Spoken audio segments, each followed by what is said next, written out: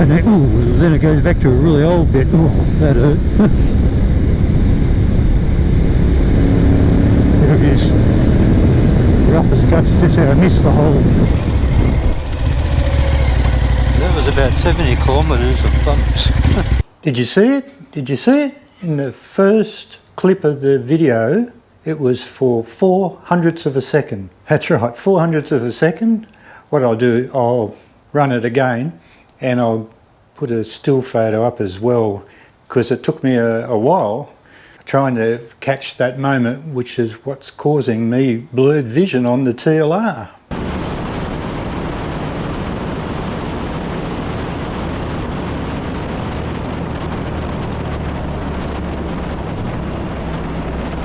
I'm going to find out what's going on with this. That was my mission for this video, to find out what's happening. Because, you know, okay, you know, when you're braking hard, your suspension collapses down. We all know that. We watch MotoGP and you can see it in the slow motion, the amount of fork travel those guys have. But I'm not even talking about hard braking. You're just running along in the country back roads and you just go bang, bang, bang, bang, bang. And you go, oh, what was it, you know? So now I found it. In 4/100ths of a second, I've seen it. Well, that's a big bump there. I still got my camera on board. Hope so. Motorbike.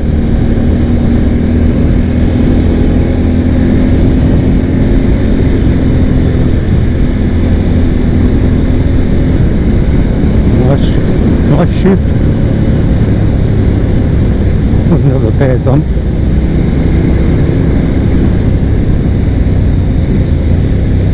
Gravel.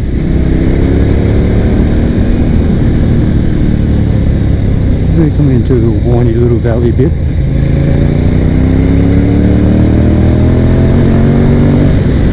Or more like a gully.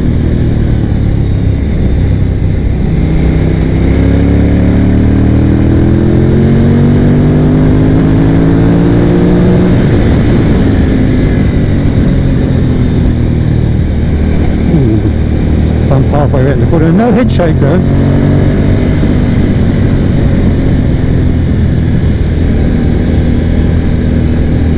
Bit bumpy around here.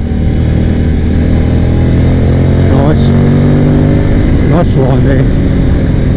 Whoop. And now a nice truck.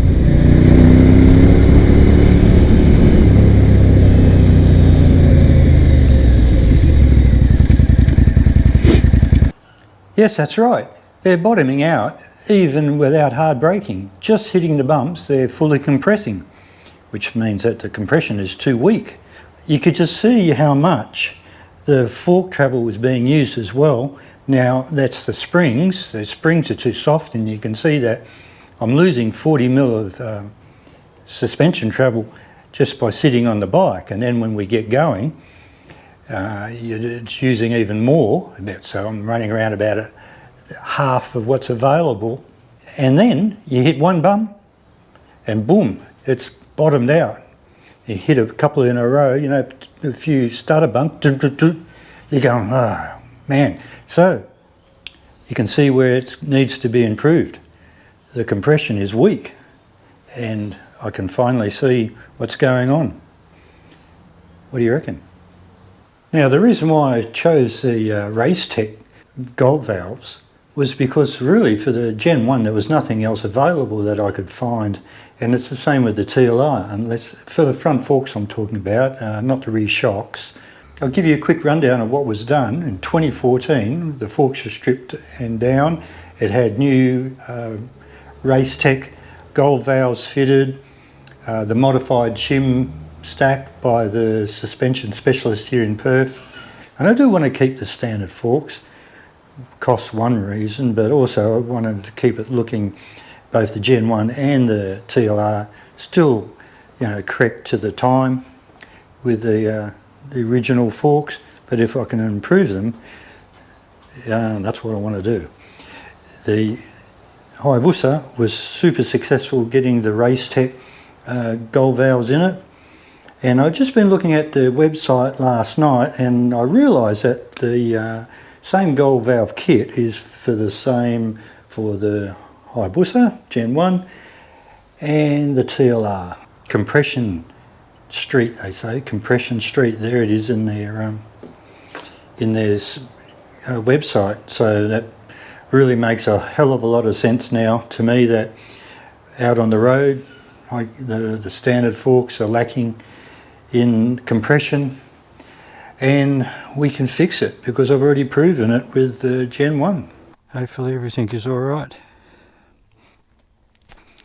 The bike's looking good in the sun. Come up from that valley there.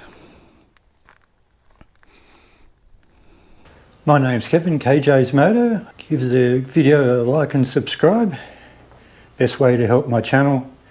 Appreciate all the excellent comments from my subscribers. Truly awesome bunch of blokes. Thanks a lot, guys, and we'll see you in the next one. See yous.